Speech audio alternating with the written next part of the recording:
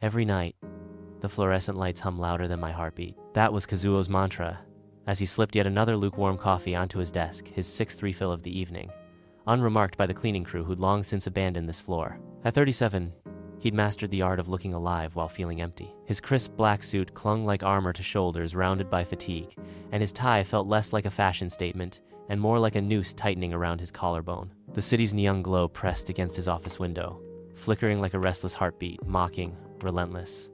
He tapped at the keyboard, each click echoing through the cavernous room. Reports waited, spreadsheets demanded updates, and emails piled up into digital mounds. His reflection in the darkened glass looked back with haunted eyes, dark circles nested deep, skin ashen. With every slide of the clock hand, the gap between who he was and who he'd become widened. From an eager graduate with dreams of making a difference to a ghost trudging through a fluorescent-lit tomb. Tonight, however, broke the monotony. A lone paper crane perched impossibly on his W-2 form, its delicate wings folded with impossible precision. He frowned, scanning the empty cubicles. No one in accounting, so meticulous and jaded, played practical jokes.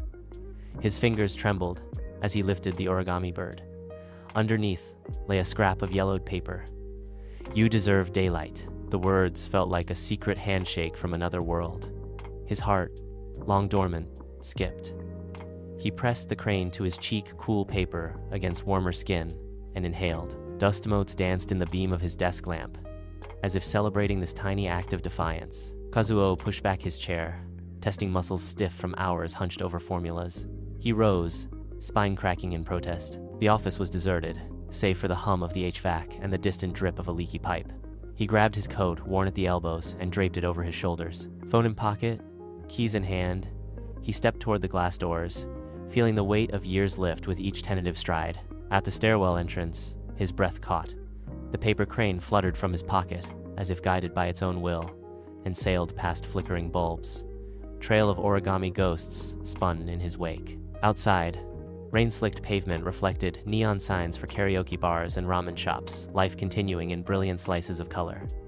Kazuo paused, dawn light a promise on the horizon. He exhaled a laugh he hadn't felt in years, the sound oddly loud against the city's nocturnal symphony. Hope, fragile but unmistakable, warmed his chest.